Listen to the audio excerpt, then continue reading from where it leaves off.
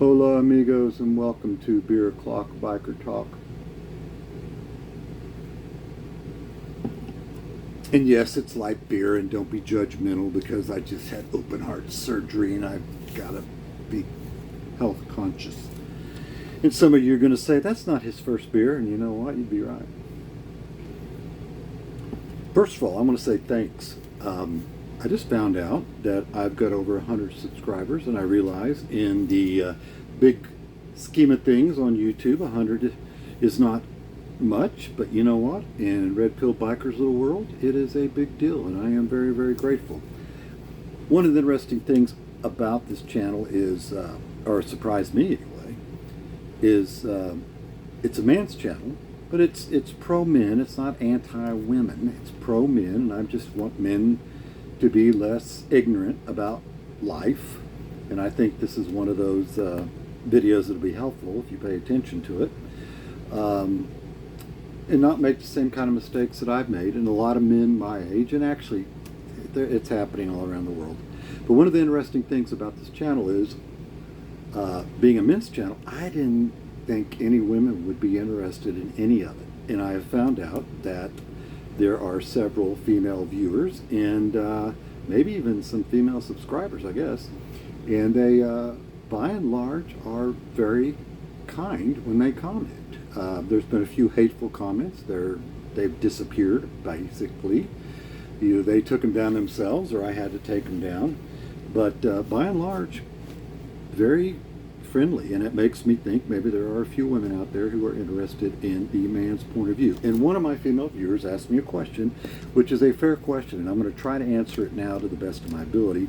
But how is it that I left a relationship, got a divorce from a woman who made more money than me, and ended up losing all the assets that I lost, including 30% of my pension? Well, I'm going to try to explain that. First of all, there's a set of laws that have been written, and they've been around for a long time, and they were written for people like my mother. They were written for people like my grandmother. They were there to protect these women who had freely entered into a social contract, and that contract was, I'm going to stay home, make babies, keep the house, and do what used to be an honorable profession, which was being a mother. Women don't seem to be too inclined to that anymore.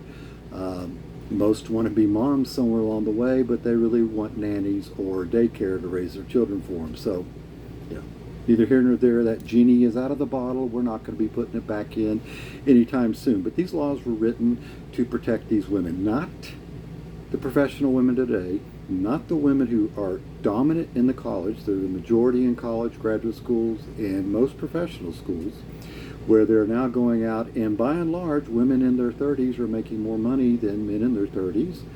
And but these laws were to protect my mom in case there was a divorce, because they did enter into this contract, and they did oftentimes leave jobs and make babies, and sometimes the marriages didn't work out, and there was going to be child support and alimony paid. And quite frankly, when I look back at that generation, that only seems fair to me, But they were not written for women who are out there making $150,000, $200,000 a year, married to men who were making less than that. So that's one of the issues. The laws are not on a man's side.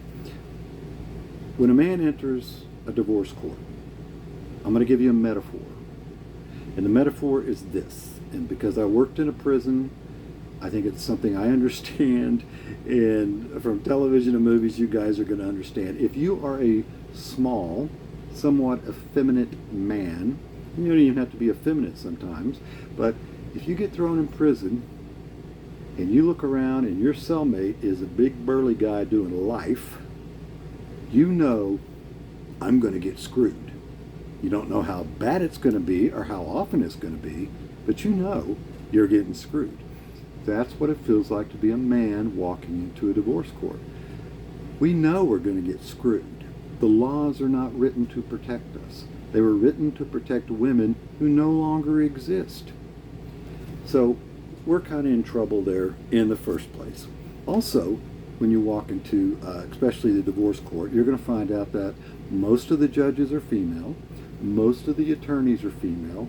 Most of the mediators are female. And you have just walked into a shitstorm of estrogen, which is not going to go in your behavior, go in your favor. Excuse me. Like I say, it's beer o'clock. So already you got a bunch of strikes going against you, and there's really not much you can do about it. But how does that apply to me? First of all, I'm married at the time to a divorce attorney. Not just any kind of attorney, but a divorce attorney.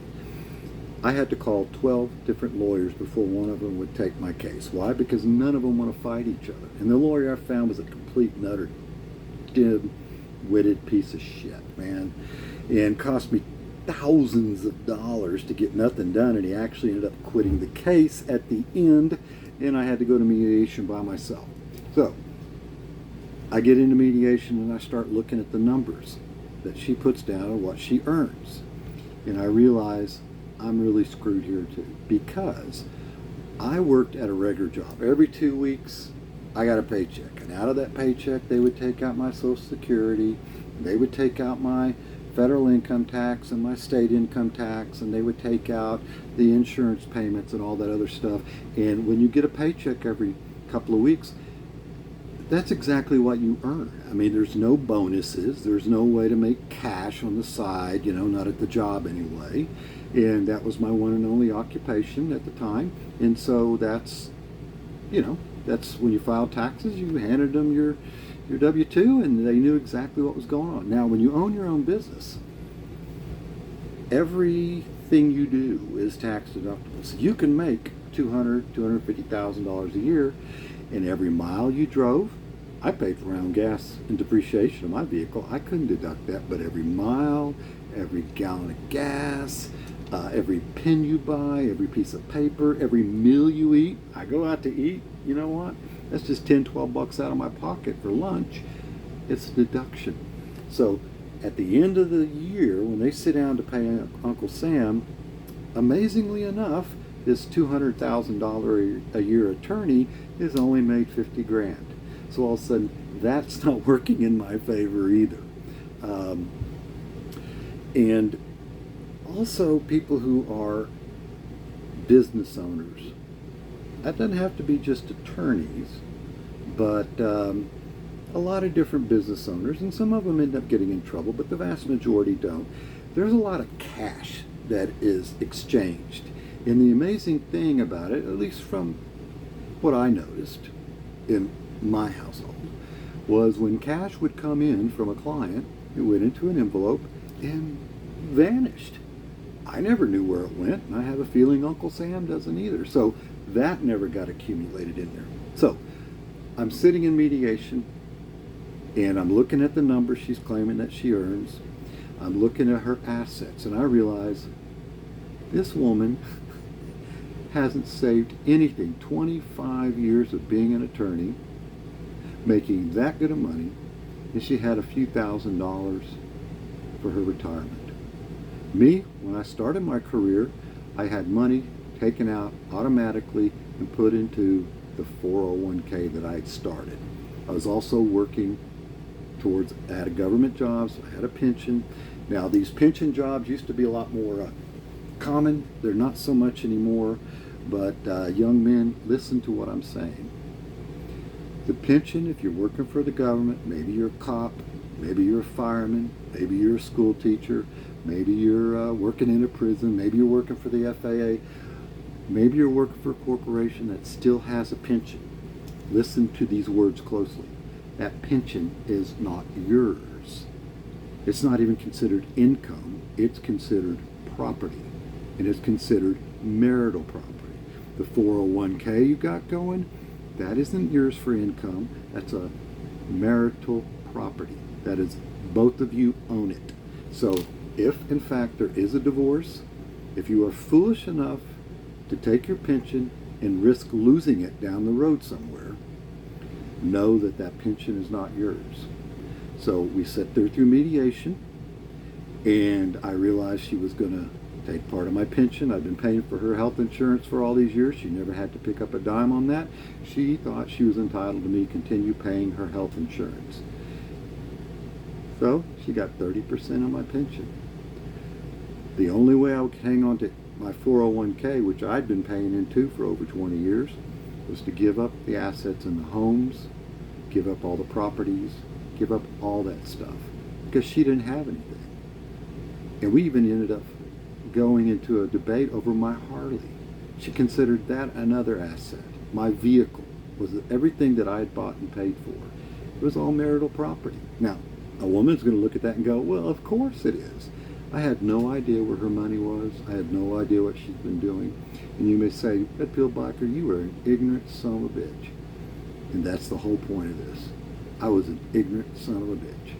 And for every man out there who hears this, I'm trying to help you not to be an ignorant son of a bitch. I let this stuff slide. Just know this. That pension ain't yours. That 401k is not yours. That home is not yours. All it takes is one judge and one pen, and that stuff is gone. Now, you'll get to keep some of it because that's the way it is.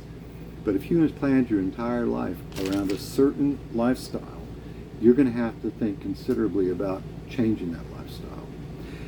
And I guess I'll just go back to my last video. Learn to detach from it. Because when I look at this and I look at the assets that I lost, I ask myself, what did I purchase with that? Well, I purchased peace of mind. I purchased my freedom. I purchased getting away from a large group of people who were ungrateful for anything I'd ever done. I purchased my life again. Was it worth it? Yeah, it was worth it. As the old joke goes, gentlemen, why is divorce so expensive? Because it's worth it. Young lady, I hope that answered your question. Maybe it did, maybe it didn't. That's probably the last time I really want to talk about it. But anyway, guys, keep it real. Life is hard. Do not make it any harder than it needs to be. Adios.